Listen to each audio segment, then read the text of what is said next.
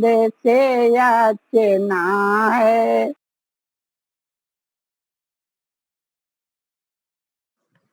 ओम नमस्ते जी। आवाज ठीक है? पंखे का तो आवाज नहीं आ रहा है।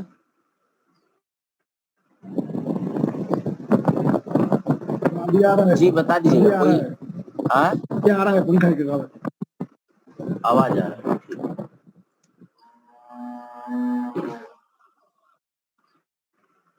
अब ठीक। हाँ तो जब आप बंद कर दिए ठीक।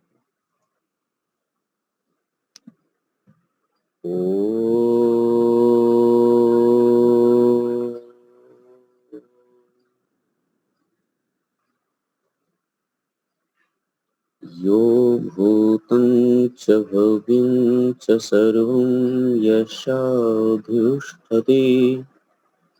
स्वर्यस्य केवलं तस्मै ज्येष्ठाय ब्रह्मणे नमः। श्रद्धे आर्य मुनि जी, उपस्थित भद्र पुरुषों, पूजनीय वंदनीय मातृशक्ति बहन दीपालिका जी, शंकर मुनि जी, माता संतोष जी इतनी लंबी आयु के होने के बाद भी नियमित कक्षा में उपस्थित रहती हैं। हरीश भाई ने बड़ा सुंदर भजन सुनाया हम सबको।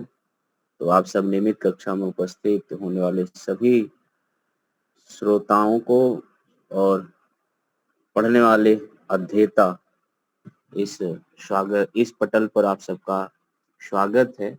हम सब लोग पिछली कक्षा में बच्चों जो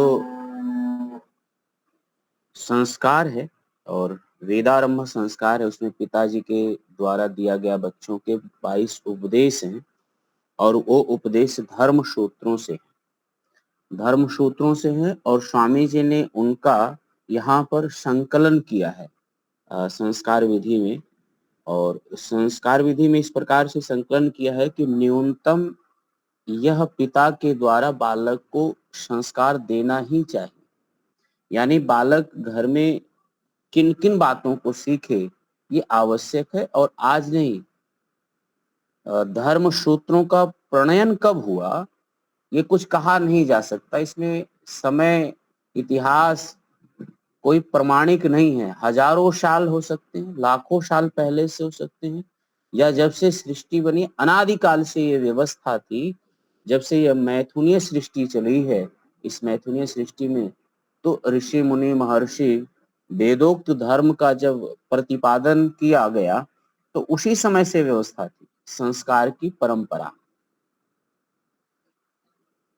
तो पिता के द्वारा ऋषि मुनियों ने तो बहुत सारा धर्म सूत्रों में लिखा, बहुत सारे नियम बनाए, लेकिन जब संस्कार विधि में उन नियमों को सबको छाट करके रखना हुआ तब स्वामी जी ने 22 उपदेश को अनिवार्य बना करके संस्कार विधि में रखा। क्योंकि एक पद्धति में सभी संस्कार आ जाए, एक पद्धति में सब बातें आ जाएं, ये स्वामी जी के लिए भी बहुत कठिन था। कि धर्म शास्त्रों में, गृह शास्त्रों में जो अनिवार्य नियम है या बताए गए हैं वो एक संस्कार की पद्धति लिखते हुए सब बात आ जाए तो वहां नहीं था। लेकिन एक मानक होता है और वो मानक ये होता है कि न्यूनतम उपदेश बीजारोपण यदि कर दिया जाए तो धीरे धीरे धीरे धीरे वो वृक्ष रूप में ले लेता है। तो स्वामी जी ने बीज भावना से पिता के द्वारा जो उपदेश दिया जाता है वो उपदेश संस्कार विधि में रखा। उस संस्कार विधि के उपदेश पर हम सब लोगों ने लगभग बहुत सी बातों पर बात कर लिए हैं और कुछ उपदेश संख्या रह गई। तो ऊपर संस्कृत भी है और इसके जो है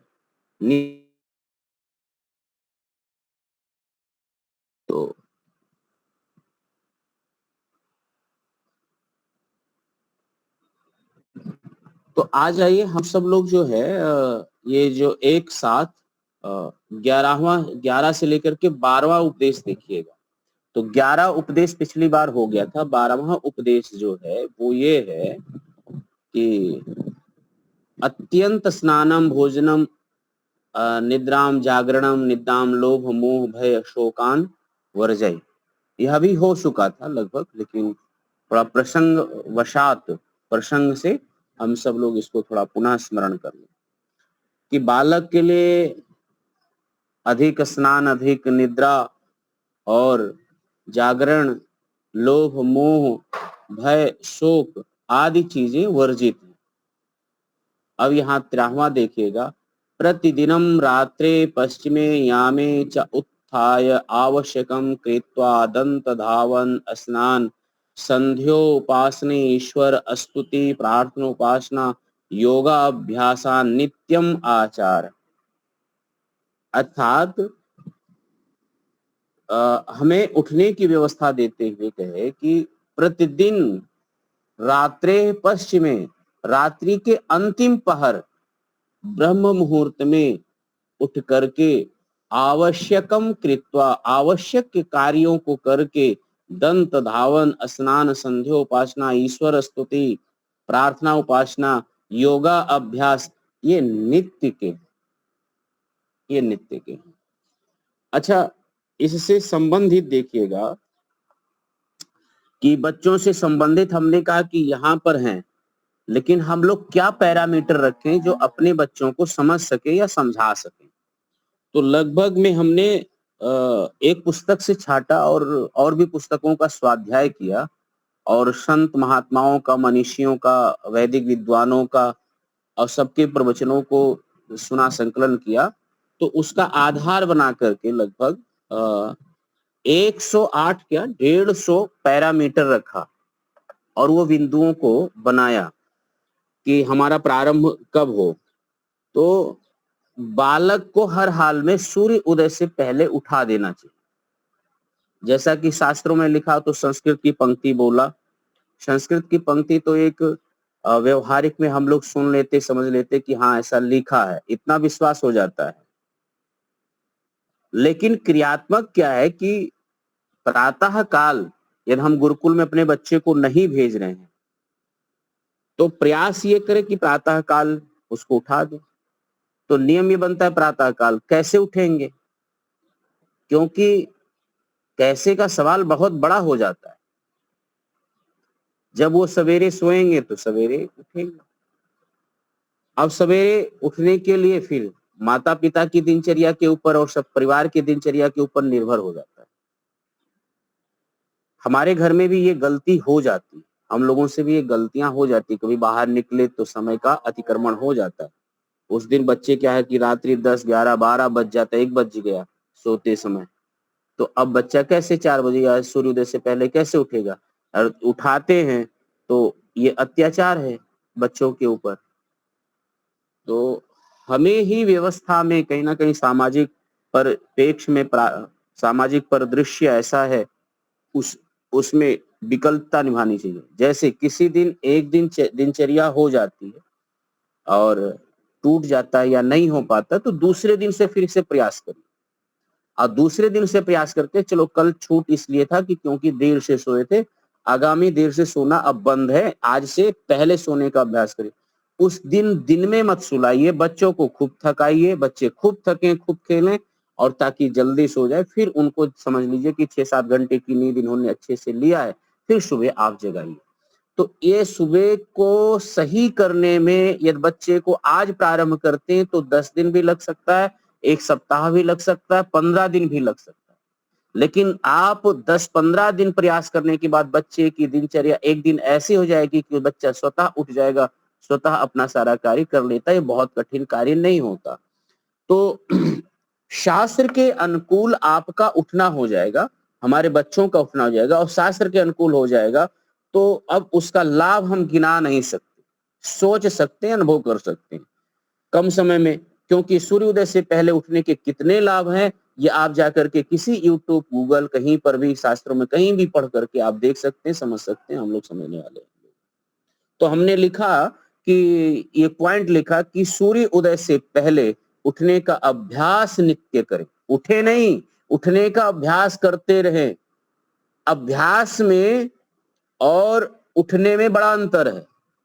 अब जब तक आलस प्रमाद तंद्रा है तब तक आपको अभ्यास कर रहा है, और जब नींद स्वतः उठ जाए स्फूर्ति के साथ, तब समझिए कि अब आप जो है प्रातः काल सूर्योदय से पहले अब उठना सीख लिए। अभी तो आप अभ्यास करिए। हम सब में सभी अभ्यास कराना चाहिए। वो अभ्यास कितने दिन का हो सकता है? कई दिन लग सकते हैं, कई समय लग सकते हैं, क्योंकि उठने के बाद भी शरीर में आलस, प्रमाद, तंद्रा और शरीर भारीपन रहता है। व्यक्ति उठने के बाद भी सो जाता है, उठने का अभ्यास नहीं रहता उसका। ये सच है। तो आप ये देखेंगे कि शास्त्र में लिखा हुआ, लोग कहते हैं कि लिखा तो है लेकिन उठने के बाद नींद आती है, आलस आता है, हम उठ ही नहीं पाते हैं। तो ऐसी बात नहीं, क्योंकि आप उठने का भी अभ्यास करिए। कुछ दिन अभ्यास होने के बाद ही शरीर साथ देना शुरू करेगा। आप जागरूक होंगे, और जब आप लग जाए कि उठने के बाद नींद नहीं आता है, स्फूर्ति है और स्वतः मेरी आंखें इतने बजे खुल जा रही हैं, ईश्वर चिंतन में लग जा रहा है, तब समझिए कि अब हम उठ जाते हैं, उठते हैं। उठने के बाद बालक हैं अथवा आपके घर में माता पिता हैं, तो उनका अभिवादन करना, ईश्वर का ध्यान करने के बाद बड़े का। देखिए गुरुकुल तो नहीं हमारे पास, अब घर को गुरुकुल बनाना है, तो शिष्य क्या होता है? आचार्य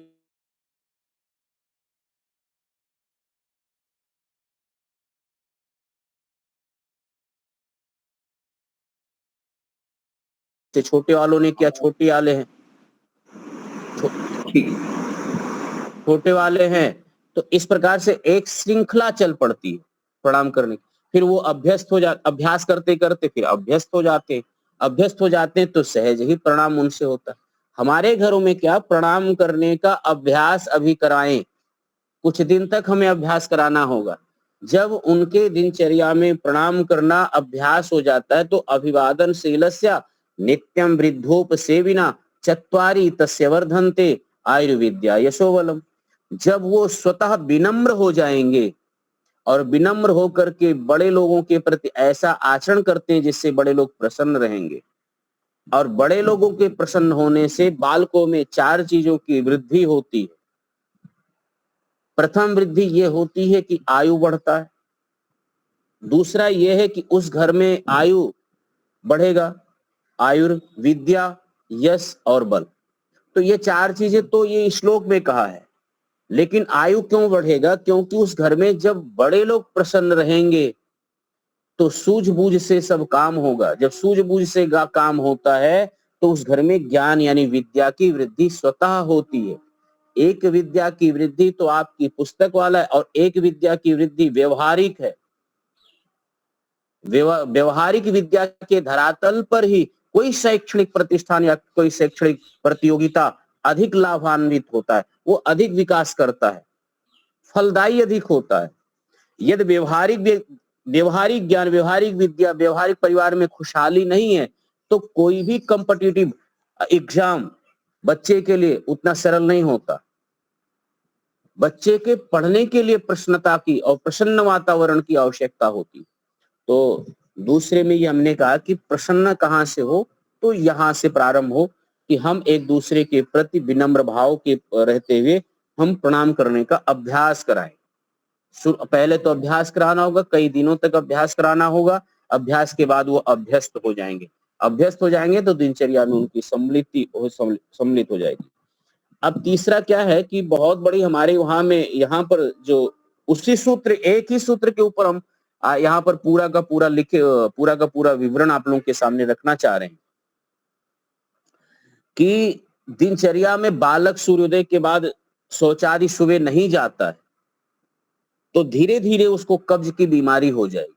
उसको ऐसे ही समझ लें, जैसे जैसे सूरज उगता है, ऊपर की ओर उठता है और उसकी ताप गर्मी अधिक बढ़ता है, पृथ्वी पर ऊपर बिखरता है, तो शरीर के अंदर जो पानी होता है वो सूखने लगता है।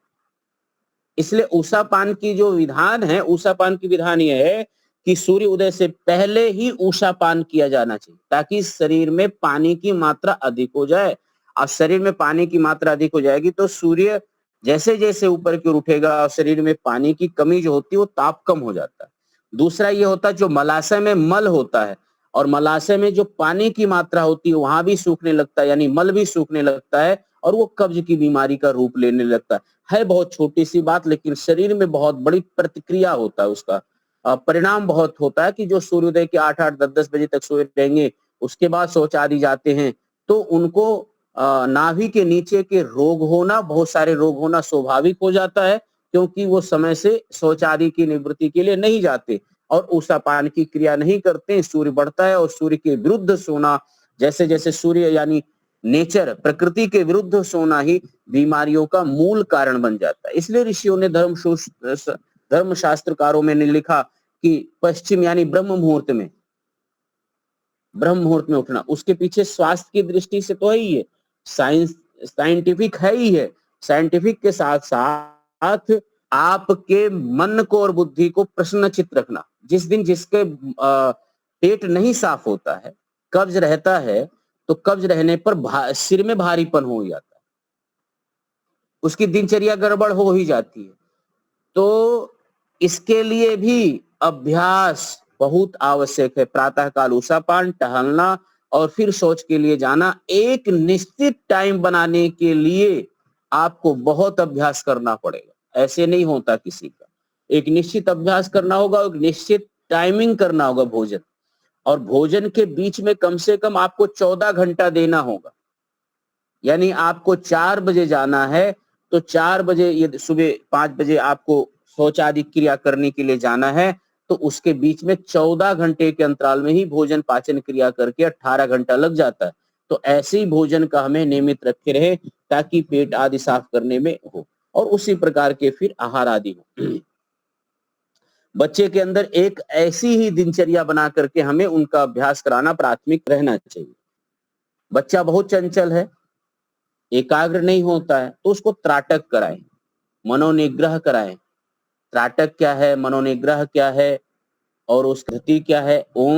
ओंकार का उच्चार हो, यानी प्रणव ध्वनि का ओम का उच्चारण हो, और या उद्गीत प्राणायाम ही कहते हैं, ओम का प्राणायाम ओम है, तो छोटा छोटा प्राणायाम हम कराएं बच्चे के, तो इससे उससे चंचलता जो है और रजोगुणी की प्रवृत्ति है वो दूर होगी, धीरे धीरे वो बालक एकाग्र होगा। और नहीं कुछ होता है तो गायत्री का जप कराए, किसी मंत्र का जप करवाए, 11 बार से लेकर के जितना हो सके उतना हम उसको जप कराएं। ये 5वां नियम है, मंत्र जप करना, उसकी दिनचर्या में सम्मिलित करें, जप कराएं। पौराणिक लोग क्या होता है कि एक माला जप करना अनिवार्य होता है, वहां अनिवार्य नियम लगा दिया जिनके घरों में माला आदि जपते हैं। देखिए ऐसे तो देखने में वो पाखंड लगता है, लेकिन पाखंड लोग कह देते हैं बड़े सरलता से, लेकिन जिनके घरों में जरा दिनचर्या में सम्मिलित करके नियमित कर रहे हैं और वो नियमित बैठ करके कर रहे उतने देर के लिए, वो बैठने नियमित बद्धता, तो वो माला जो संभवतः मुझे ये लगता है कि वो प्रतिबद्धता कटिबद्ध करने के लिए कर दिया कि आपको करना ही है। इससे वो आस्था के साथ जुड़ करके और करने लगे, और जब चाहे उसके बाद माला नहीं, लेकिन निरंतर जब प्रारंभ है। वो उन जो मूल में जाते हैं बहुत सारे ग्रंथों का, तो मूल में कहते हैं कि देखिए मंत्र जब जब स्वतः होने लगे, यानी विचार चलने लगे, तो उसको वो लोग भी मानते हैं। सत्यार्थ प्रकाश में भी मंत्रों का जप मन से जप करना चाहिए, स्वामी जी ने भी लिखा है मंत्र जप का विधान में। तो हमें भी बच्चे को मन से जप कराने में धीरे धीरे मन में सतोगुण का अभ्यास होता है, अच्छा चिंतन करने का अभ्यास हो जाता है, अच्छा विचार करने का अभ्यास हो जाता है। जो मन की शक्ति है उस शक्ति का प्रस्फुरण होने लगता है, दिव्य शक्तियों का प्रस्फुरण होने लगता है। उसी बच्चे के अंदर दिव्य संस्कारों का उपज और प्रस्फुरण होने के कारण वो बालक दिव्य बन जाता है। करता हूं, महत्वपूर्ण शरीर है या आत्मा है? महत्व क्या है? तो शरीर महत्वपूर्ण कि आत्मा महत्वपूर्ण? तो ना शरीर महत्वपूर्ण है ना आत्मा महत्वपूर्ण। जीवन में, शरीर में जो जीवन आप जीते, जो चरित्र आपका है वो महत्वपूर्ण। चरित्र केवल एक भाग का नाम नहीं है, चरित्र पूरे आचरण का नाम चरित्र है, पूरी दिनचर्या का नाम चरित्र है। पूरी वाणी के व्यवहार का नाम चरित्र है, पूरे देखने सुनने के नाम जो व्यवहार है उसका नाम चरित्र है, खाने पीने का नाम चरित्र है। ये आप खान पान से दूषित है तो आप, ऐसा नहीं कि आप बहुत चरित्रवान, आपका खान पान दूषित है तो ये दूषित हो गया। चरित्र एक बहुत व्यापक शब्द है। चरित्र का अर्थ केवल हमें किसी एक अर्थ में नहीं लेना है। तो बालक के मन में जब प्रस्फुरण होता है तो उसके लिए कहीं एक जगह रुक करके एक गायत्री जप कराने का जब आप अभ्यास कराएंगे बच्चे को, तब ये उसका प्रतिफल, जब का प्रतिफल ये होगा कि दिव्य भावों का जागरण, दिव्य संस्कारों का जागरण और दिव्य, और शरीर में जब इसी का महत्वपूर्ण होता, इसी को लोग यश कहते, उसी के जीवन से यश फैलता। पांचवा, दो बातें प्रमुख रूप से मैं ये कहूं कि आप अपने बच्चों में एक आदर्श महापुरुष को पहले डाल दीजिए। वो किसी को बनाए जीवन में अपना आदर्श, उससे पहले माता पिता का कर्तव्य होना चाहिए कि उसके जीवन में ऐसे महापुरुष को उतार दें ताकि वो किसी बॉलीवुड के अभिनेता से, किसी बॉलीवुड के अभिनेता से प्रभावित ना हो, किसी अभिनेत्री से प्रभावित ना हो, बल्कि उसका आदर्श पुरुष यद्यप जीवन के स्वामी दयानंद हैं, विरजानंद है, श्रद्धानंद है, गुरुदत्त विद्यार्थी हैं, अथवा अन्य कोई भगत सिंह है, सुभाष चंद्र बोस हैं, मर्यादा पुरुषोत्तम राम है, योगेश्वर श्री कृष्ण है, विदुर हैं, महर्षि व्यास हैं, पाणिनि हैं, पतंजलि हैं। आप किसी ऋषि मुनि को लीजिए, किसी फायर फ्रीडम यानी किसी क्रांतिकारी को लीजिए, जो आपके लगता हो कि इनका जीवन चरित्र बड़ा श्रेष्ठ है और ऐसा गुण अपने बच्चों में देखना चाहते हैं। अब बड़ी बात यह है कि अपने बच्चों में इन जिनका नाम हमने लिया है कोई नहीं देखना चाहता। भगत सिंह बनाना, अपने बच्चों में कौन दयानंद बना करके समाज में छोड़ना चाहेगा अपने बच्चे को? बताए वो दयानंद नहीं बनना चाहिए, कोई नहीं चाहेगा, दयानंद नहीं बनना चाहिए, लेकिन सलमान खान बनना चाहिए। दयानंद नहीं बनाएंगे ना तो सलमान खान बनेगा, ये मत भूलिए आप, वो स्वतः बन जाएगा। ये एक नियम है कि वो आप इधर नहीं मोड़ रहे हैं बच्चे को तो किधर ना किधर तो मुड़ेगा, आज इधर मुड़ेगा तो फिर हाथ मलते रह जाएंगे। तो मैं ये कहता हूं कि एक महापुरुष को अपने बच्चों के जीवन के अंदर स्थापित करना चाहिए और यशः कीर्ति रूप में स्थापित करिए। बाहर स्थापना करने से समाज में उनके चरित्र फैलेंगे ऐसा कोई गारंटी नहीं है। आपने मूर्तियां प्रतिमूर्तियां बहुत स्थापित कर लिए। हमारे यहाँ जो है भीमराव अंबेडकर की मूर्ति लगाने के लिए लोग पीट कर रहे हैं, न्यायालयों में वकील लोग। स्थापना अपने बच्चों में करिए, उससे ज्यादा समाज का कल्याण होगा। प्रतिमा लगाने से वो वही हाल कर रहे हो जो लोग करते आ रहे हैं। वही आप भी आप बुद्ध को मानते हो। बुद्ध किस बात समझिए महाराज, ये मैं वो नहीं कह रहा हूं, जो लोग उनमें विश्वास करते, जो लोग मानते, काट्य सत्य है, वो चाहते थे कि ऐसा चरित्रवान यह देश बने, तो उसको बनाइए ना जी। तो एक महापुरुष। और दूसरा मैं ये कहूंगा कि किसी एक पुस्तक का बच्चों के अंदर ऐसा करिए। वो सत्यार्थ प्रकाश है, गीता है, शुक्र नीति है, चाणक्य नीति है, विदुर नीति है, महाभारत का कोई अंश है। मैं ये कह रहा हूं रामायण है, रामचरितमानस है। मैं किसी एक उसमें नहीं कह रहा हूं, परिप्रेक्ष्य में कोई एक सदग्रंथ लगाइए, एक ऐसा ग्रंथ जिससे बच्चा पढ़े और वहां से अपनी संस्कृति की विरासत का वारिसदार बने। तो एक महापुरुष को जोड़िए, वो कहीं और जुड़े उससे पहले, और एक अच्छे ग्रंथों को जोड़िए, अच्छा अच्छा ग्रंथ नहीं जोड़ेंगे ना। आप सोच रहे हो कि भागवत पढ़े क्या नाम है, श्रीमद् भगवत गीता पढ़ने लगेगा, सत्यार्थ प्रकाश पढ़ने लगेगा, आर्योद्देश रत्नमाला पढ़ने लगेगा बच्चा, व्यवहार भानु पढ़ने लगेगा। यदि ये ग्रंथ पढ़ने लगेगा तो साधु हो जाएगा, बाबा बन जाएगा। महाराज बाबा तो आप बनने से मना करो, आप नहीं चाहते कि बाबा बने तो ठीक है, बाबा तो नहीं बनेगा। तो फिर जब बनेगा बेढंगा तो फिर बात ही मत पूछिएगा, फिर वो कॉमिक्स पढ़ेगा, फिर वो छोड़ दीजिए, फिर कार्टून देखेगा, छोड़ दीजिए कुछ और जगह जाएगा। तो धीरे धीरे वो किधर और भी उतर सकता है, किधर और भी पलायन कर सकता जा सकता है। तो इसलिए श्रेष्ठ और बुद्धिजीवी माता पिता का परम कर्तव्य है कि अपने बच्चे के अंदर एक पैरामीटर रखें, एक ग्रंथ की स्थापना करें और एक ऐसे महापुरुष को उसका आदर्श बनाएं जिसको वो पढ़े और गौरव के साथ, स्वाभिमान के साथ कह सके कि ये मेरे महापुरुष है। ये उसके लिए कवच रक्षा बनता है। तो ये छठे नियम में हमने रखा कि कम से कम यदि जो ग्रंथ की स्थापना कर रहे हैं तो उसका स्वरूप क्या होना चाहिए, क्या परिपेक्ष होना चाहिए। तो सत्यार्थ प्रकाश में 14 समुल्लास और शुक्ल पक्ष और कृष्ण पक्ष मिलाकर के सब मिलाकर के 30 तिथियां होती हैं। उन 30 तिथियों में 2 तिथि ऐसी आती है उसको 6 तिथि कहते हैं, यानी एक ही दिन में 2 तिथियां आ जाती हैं।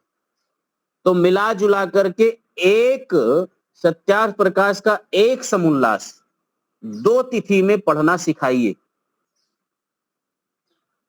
उसका पारायण केवल वो पढ़े, वाचन करे, माता पिता सुने और केवल उसका वाचन करे और सुने। छोटे पर से सत्यार्थ प्रकाश उसको वाचन कराते जाइए, पंक्ति सह वाचन कराइए, पढ़ते जाए, धीरे धीरे धीरे धीरे धीरे धीरे ये हो जाए। ऐसे यद्यप कोई और ले लेते हैं तो उसके जीवन में आधा घंटा 15 मिनट इन ग्रंथों को पढ़ने का अभ्यास कराइए नियमित रूप से। 18 अध्याय हैं तो 11 अध्याय तक कंटिन्यू चला दीजिए और 12वां जब द्वादशी आ जाए तो द्वादशी 12 और 13 अध्याय, त्रयोदशी का 14 और 15वां अध्याय, चतुर्दशी को 16, 17, 18 अध्याय ऐसे करा दीजिए, 2-2 अध्याय उसके बाद। तो पूरा गीता का पारायण वो 15 दिन में कर लेगा। फिर ऐसे और महीने में 2 बार पारायण हो गए तो बहुत सारे। और उसके बाद जब भाष्य पढ़ना हो तो अपने आचार्य सत्यव्रत सिद्धांत अलंकार है, प्रत्येक श्लोकों पर वैदिक भाष्य कर रखा है। और फिर आगे जब पढ़ेगा तो वो भी समझ जाएगा कि क्या वैदिक पद्धति के अनुसार है, क्या वैदिक पद्धति के अनुसार कौन सा श्लोक नहीं है। वह भी सिद्धांत को समझने लगेगा, सिद्धांत को समझने लगेगा तो अच्छा हो जाएगा। लेकिन अच्छी पुस्तकों के स्वाध्याय के प्रति उसके अंदर रुचि जग जाएगी। व्यवहार भानु, छोटा बालक है तो थोड़ा व्यवहार भानु पढ़ाई नहीं है तो धर्म शिक्षा के नाम पर 12 पुस्तकें लिखी गई हैं। धर्म शिक्षा के नाम पर 12 पुस्तकें, छोटे से लेकर के 12वीं तक के क्लास तक के लिए बच्चों के लिए एक एक पुस्तक रखी गई है। उन 12 पुस्तकों का सेट लीजिए। और मैं ये आज चौपड़िया तो कोई पढ़ता नहीं, हिंदी तो जल्दी कोई पढ़ते नहीं है। लोगों का बड़ा, जो पुस्तक पढ़ने वाले अभ्यासी हैं उनका बड़ा वो है। लेकिन एक प्रश्नता का विषय ये आया कि बंबई में जो कुछ बच्चों ने एक कैंप कर रखा है और कैंप वो इस प्रकार से कर रखा है कि जुहू चौपाटी में वो मोबाइल से दूर करके पुस्तक उसके हाथ में देते हैं और पुस्तक दे करके 15-20 बच्चे बैठते हैं और वो पढ़ने लगते हैं। अब पढ़ने का एक प्रकार से वो प्रारंभ हो रहा है, धीरे धीरे धीरे धीरे पुस्तक को पढ़ने के लिए लोग इस तरफ अग्रसर हो रहे हैं। ये बड़ा अच्छा लगा मुझे। तो हम लोग क्या है कि सब लोग शाम को 15 मिनट कोई अच्छी पुस्तकों का वाचन प्रारंभ होना चाहिए। 15 मिनट घर के बच्चों के साथ बैठ करके 15 मिनट 10 मिनट का, बेटे आओ 10 मिनट एक पेज पढ़ना है। हम जब पूरे परिवार के साथ एक पेज बैठ करके पढ़ने का अभ्यास करें उसके बाद भोजन करिए। देखिए यदि पुस्तकों का स्वाध्याय एक पृष्ठ प्रारंभ कर देते हैं या अपने घरों में इस बात का प्रचलन करते हैं व्यापक रूप से, तो प्रथम भोजन उसकी विचारों को मिल जाएगा, आत्मा को मिल जाएगा। फिर उसके बाद भोजन करिए प्रेम पूर्वक। तो ये 2 बातों का हम आप लोगों के सामने ये नहीं, अपने बच्चों के प्रार्थना में, प्रार्थना अर्थात ईश्वर की स्तुति, प्रार्थना और उपासना ऐसे सम्मिलित करें, गीतों के माध्यम से, भजनों के माध्यम से, श्लोक के माध्यम से, वेद मंत्रों के माध्यम से परमात्मा का हमें ये बातें यानी ईश्वर की स्तुति, प्रार्थना और उपासना, वो भजन के माध्यम से कोई अच्छा भजन, कोई अच्छा श्लोक, मंत्र आदि लेकर के भी सिखाना चाहिए, अलग से बताना चाहिए। स्वामी जी ने तो 8 मंत्रों को ईश्वर स्तुति नाम उपासना के नाम से तो उन्होंने विनियोग किया है, लेकिन जब सीखने सिखाने के क्रम में हम बढ़े तो और भी मंत्रों को ले सकते हैं जिसमें स्तुति, प्रार्थना, उपासना के विषय मंत्र हैं। हम भजन ले लें ताकि हमारी मनोवृत्तियां बने, हम श्लोक ले लें ताकि हमारी मनोवृत्तियां ऐसे बने, मंत्रों का ऐसा गायन हो ताकि वो आध्यात्मिक ऊर्जा के साथ वो प्रारंभ हो। तो यह भी हमारे घरों में एक नियम के रूप में हमें हम सबको रखना चाहिए। बच्चे को जो भी पढ़ाया गया है उसके अंदर एक अभ्यास कर लेना चाहिए कि बच्चा पढ़े हुए चीजों को आज ही कंठस्थ करे, आज ही उसको लगाए, कल के ऊपर न टाले। आलस्यम ही मनुष्याणाम शरीरस्थो महान रिपु नास्ति उद्यमा समो बंधु कृत्वायम नाम सीदति। यदि बच्चे के अंदर काम को टालने की प्रवृत्ति बन रही है तो सावधान, आप इसको इग्नोर कर रहे हैं कि बच्चा हर कार्य को अभी बाद में करूंगा, ऐसा उसके अंदर ये संस्कार बनता जा रहा है, तो एक दिन परिणाम बहुत दूषित मतलब ठीक नहीं होगा। क्यों? क्योंकि उसके अंदर शरीरस्थो महान रिपु, एक ऐसे बड़े शत्रु को आप जगह दे रहे हैं कि धीरे धीरे उसके जीवन को धीरे धीरे बहुत बड़े शत्रु को जीवन दे रहे हैं। वो शत्रु का जीवन आलस्य के नाम लिया, और आलस्य के सगे भाई बंधु जो हैं तंद्रा, निद्रा, प्रमाद। तंद्रा, निद्रा, प्रमाद ये सब इसी के उपज हैं, आलस्य के। प्रमाद क्या है? प्रमाद यही है कि कुछ कार्य करने की इच्छा ना होना, ये प्रमाद है, ये प्रमाद है। हम लोगों के अंदर जब भी कुछ करने की इच्छा ना हो, ऐसा मन बने, तो समझो अब मेरे जीवन में यहां प्रमाद है जो आलस्य के परिवार से निकला है। अत्यधिक निद्रा, अत्यधिक निद्रा यह भी समझिए आलस्य का ये बड़ा भाई है, यहीं से निकला। तंद्रा ये भी वहीं से, और ये मेरे शरीर में बाहर की शरीर का। तो कहा क्या? ना अस्ति उद्यम समह बंधु। उद्यम माने कहते हैं पुरुषार्थ के जैसा कोई भाई यानी बंधु, सहयोगी, सहायक नहीं है कोई मित्र नहीं है। वो क्या है? जो करना है सो अभी करना है। बालक के अंदर एक पैरामीटर है, जो करना है सो अभी करना है, ऐसा भाव हो गया। तो यह कहां से लागू हो? तो प्रत्येक कार्यों से लागू, प्रत्येक कार्यों से हमें लगा ही देना, ये नियम व्यवस्थित ही कर देना चाहिए घरों में। हम यदि ये नियम व्यवस्थित नहीं कर रहे हैं और हम देखते हैं कि बच्चा यहां वहां कर रहा है, तो ये संस्कार गलत ओर जा रहा है, दूसरी तरफ दूसरी दिशा की ओर जाता है।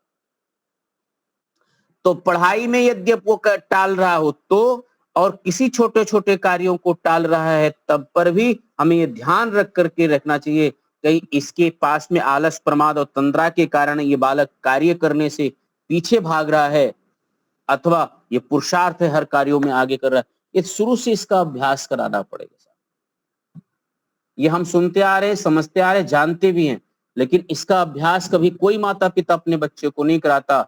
यानी पुरुषार्थी, उद्यम बनने का अभ्यास हम अभ्यास कराते हैं आलस, प्रमाद और तंद्रा का, और वही अभ्यासी हो जाता है बड़े होने पर। क्षमा करिएगा इस बात के लिए कि ऐसा समाज में हो रहा देखने को मिलता है।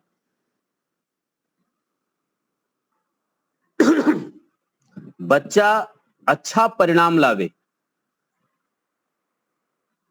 खेलने में, परिवार में, सामाजिकता में, विद्यालय में, शैक्षणिकता में आप उसको निरीक्षण करते रहिए। केवल क्लास में अंक के द्वारा अच्छा परिणाम ला रहा है वही बालक अच्छा है, ऐसा कभी मत समझिएगा। लोग क्या है, एक हो गया कि नहीं बच्चा मेरा रिजल्ट ला रहा है, अच्छा ला रहा है तभी बच्चा अच्छा है। वो 99% ला रहा है, 99 में ऊपर ला रहा है, तब बच्चे को अच्छा माने, ऐसा मेरा कहना बिल्कुल नहीं है।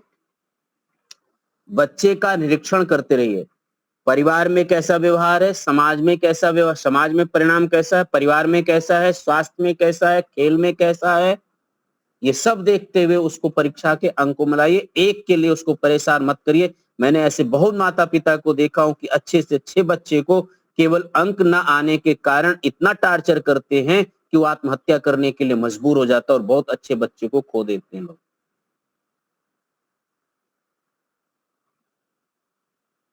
वो ना समझ है, हमें एक ही दृष्टिकोण से अपने बच्चे को देखना गलत बात है।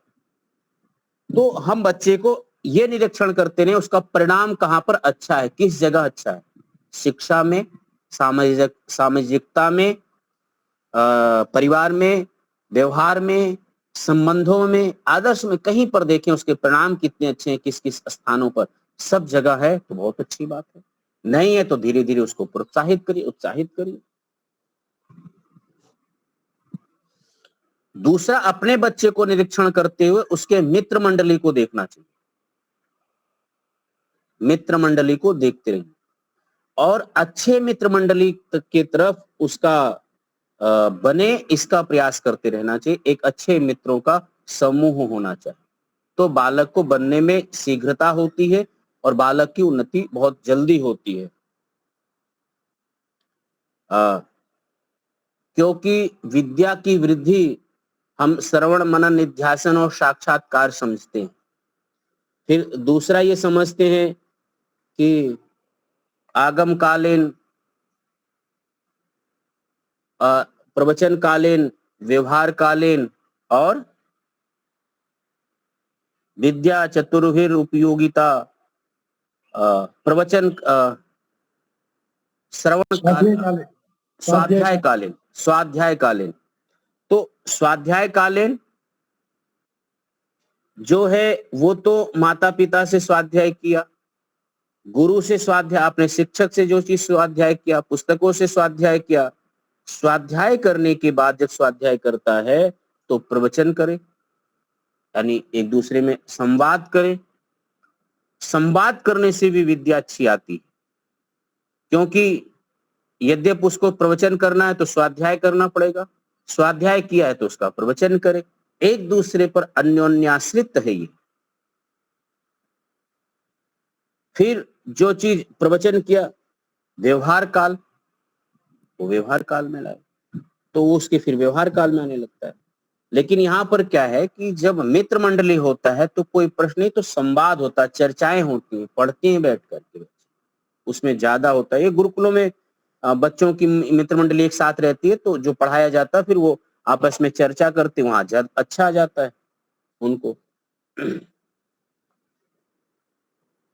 बच्चों के अंदर एक आजकल देखते हैं जो होता है वो डाह यानी वैसे तो ईर्ष्या के रूप में लेते, लेकिन दो भाई हैं, एक भाई को कुछ सामान कम मिल रहा है, एक को ज्यादा मिल रहा है, तुरंत वो तुलना करने लगता है, उसको ज्यादा मुझे कम, इसको ऐसा मुझको ऐसा, वो ये ऐसे ऐसे।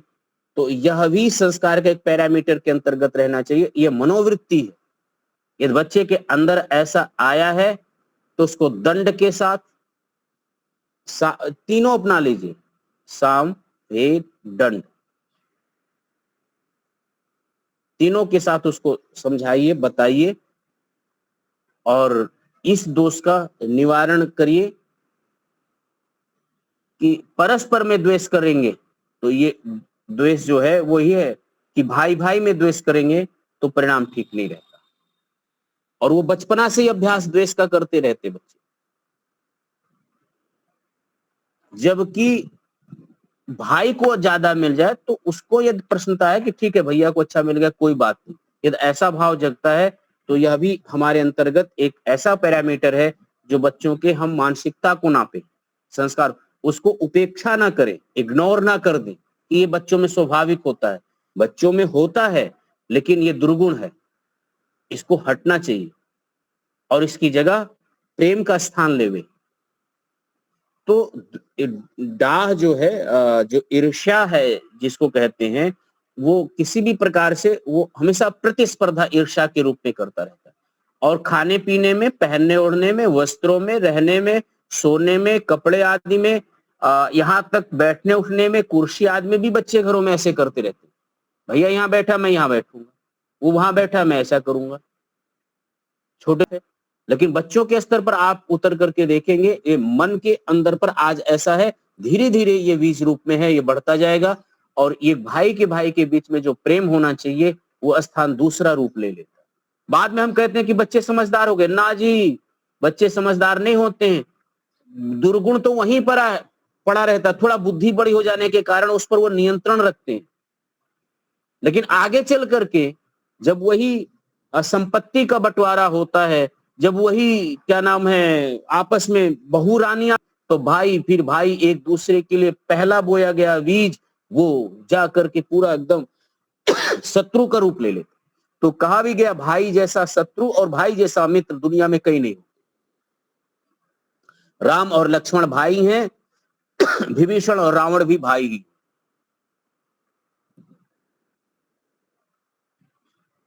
तो किस स्तर पर बच्चे की कौन सी प्रवृत्ति में हम रामत्व को जगा सकते हैं और रावणत्व को मिटा सकते हैं। तो बच्चे ये बहुत सी चीजें, छोटी छोटी चीजें जो होती हैं, हम लोग उपेक्षा बच्चे को समझ करके इग्नोर करते रहते परिवार में। तो उसी के लिए मैंने ये एक 13वां बिंदु रखा था कि बच्चे के अंदर एक ईर्ष्या का भाव देखे, चाहे छोटा हो चाहे बड़ा, उसके स्थान पर सावधानी पूर्वक होकर के प्रेम का पाठ पढ़ाए। भाइयों के ऐसे प्रेम का पाठ दिखाएं, वीडियो दिखाएं, कथा सुनाएं, श्रवण कराएं, ताकि उनके अंदर ऐसा चरित्र का भाव जगे, सेवा का भाव जगे। आप भरत के चरित्र को दिखाइए, लक्ष्मण के चरित्र को दिखाइए, शत्रुघ्न के चरित्र को बताइए, लव और कुश के चरित्र को दिखाइए। उसके स्थान पर बालक धीरे धीरे धीरे धीरे भ्रातृत्व का प्रेम उपज होता है और ये हमारे परिवार के लिए, समाज के लिए शुभ लक्षण होता है। दूसरी बात, बच्चे के अंदर सीखने की ललक हमें बहुत अच्छे से जगाना चाहिए। अच्छी चीजों को, कोई भी अपनी पुरानी कलाएं हैं उसको सीखने में जगह जगह शिविर लगते हैं। शिविर को समझ करके, अच्छे शिविर जो लगते हैं उनमें बच्चों को समय रहते हुए हमें ले जाना चाहिए। यदि हम समर वेकेशन में कोई ऐसा कैंप लगता है तो उस कैंप में बच्चे को ले जाने से क्या है कि कैंप में बच्चे वही भाग लेंगे जिनके माता पिता जागरूक हैं। जिनके माता पिता जागरूक हैं वो अपने अच्छे बच्चों को अच्छी चीजें कुछ ना कुछ सिखा करके रखते हैं। फिर उस कैंप में जाते हैं, जो प्रशिक्षक होते हैं वो अच्छी बातें सिखाते हैं, तो बच्चा बहुत कुछ सकारात्मक ऊर्जा से वो ऊर्जा वहां प्राप्त करता है, बहुत कुछ सकारात्मक ऊर्जा सीखता है। उनसे कभी कैंपों से दूर नहीं रखना चाहिए। साल भर में 1-2 कैंप आप अच्छे से कराते हैं तो वहां बच्चे अपने आत्मरक्षा के, स्वास्थ्य रक्षा के, आचार विचार के, आहार व्यवहार के और अपनी संस्कृति, भारत की प्रतिष्ठा ही संस्कृति में, इस स्वाभाविक रूप से इसका यशोगान हर एक विद्वान मनीषी ऋषिगण सब लोग करते आ रहे हैं।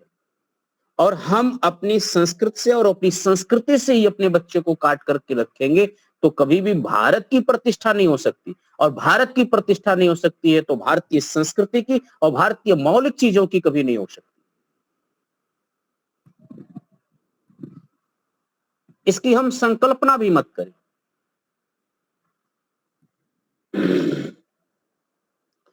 तो बच्चों को सीखने की जो कला है और भारतीय कला है, चाहे वो लाठी हो, तलवार हो, भाला हो, व्यायाम हो, भारतीय व्यायाम हो, दंड बैठक, सर्वांग सुंदर, पीटी, ये सब चीजें जो भारतीय कला है, ये बच्चे को सीखने का एक प्लेटफॉर्म, एक अवसर हमें देना चाहिए। योगासन, बच्चे को कम से कम सैकड़ों योगासन करने के प्रति जिज्ञासा कर लगा ही देना चाहिए। धीरे धीरे धीरे धीरे धीरे साल 2 साल 3 साल 4 साल छोटा बच्चा है, धीरे धीरे भी जाना लगे तो रुचि बढ़ जाती है।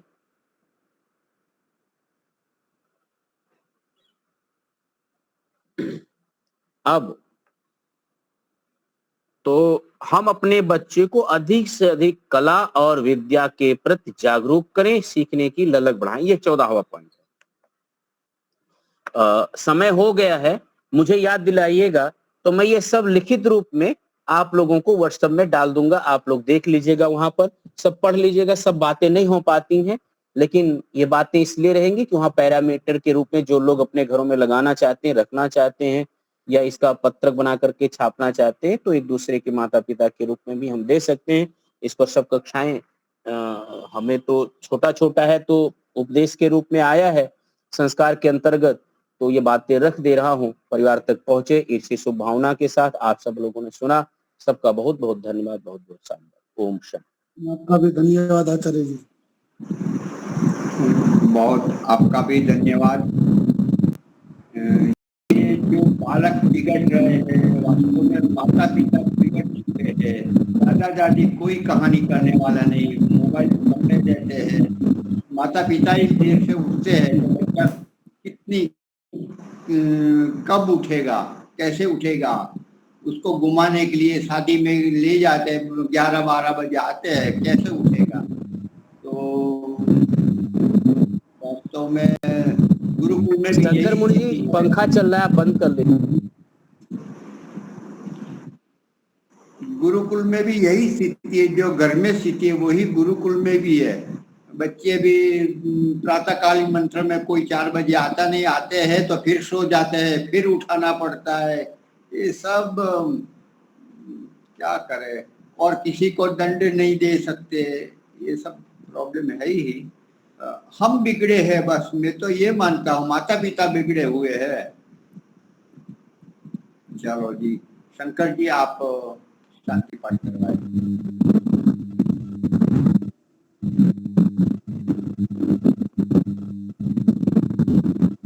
मैं बोलना चाहता हूँ, बोले। सबको सादर नमस्ते। माता पिता बच्चे को उठते ही मोबाइल हाथ में पकड़ा देते हैं, यही सबसे बुरी चीज हो रही है। चाहे बच्चा छोटा हो, चाहे बड़ा बच्चा हो, चाहे 10 साल का हो, चाहे 15 साल का हो, चाहे 2 साल का हो, यही बच्चों का निर्माण जो हो रहा है। कुल मिलाकर के जो बातें आचार्य जी ने कही है बहुत है, लेकिन माता पिता को हम लोग तो समझाते रहते हैं। पड़ोस में भी हैं, किराएदार के बच्चे हैं, समझाया जाता है लेकिन मानते ही नहीं है, गार्जियन भी नहीं मानता है। तो बहुत अच्छा रहा विचार। आज के क्लास का समापन शांति पाठ हो जय घोष से आवाज जा रही है मैंने जी। पहले शांति पाठ, इसके बाद जय घोष। ओम ध्यो शांति अंतरिक्षम शांति पृथ्वी शांतिरापः शांतिरोषधयः शांतिर वनस्पतयः शांतिर्विश्वेवा शांतिर्ब्रह्म शांतिः सर्वं शांतिः शांतिरेव शांतिः सामा शांतिरेधि। ओम शांति शांति शांति। जय घोष। जो बोले शुभ अभय। राधा पुरुषोत्तम भगवान राम की जय हो। योगराज भगवान कृष्ण की जय हो। व्याकरण सूर्य गुरु गिरिजानंद की जय हो। युग प्रवर्तक महर्षि दयानंद सरस्वती की जय हो। स्वामी श्रद्धानंद की जय हो। भारत माता की जय हो। गौ माता की पालन करो।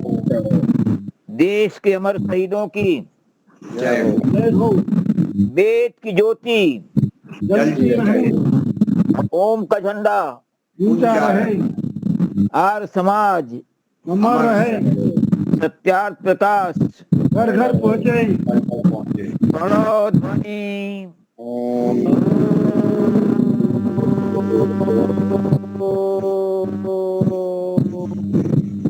अभिवादन सबको सादर से सभी को नमस्ते नमस्ते। कल हमारे डॉक्टर वैद्य अरुणाबेन पटेल हमारे गांधीनगर के 2-3 बार आए हुए थे, तो कल उनको लगभग कहूँगा, यदि कहीं बाहर हो तो दूसरे आएंगे, बाकी उनको हम बुलाएंगे।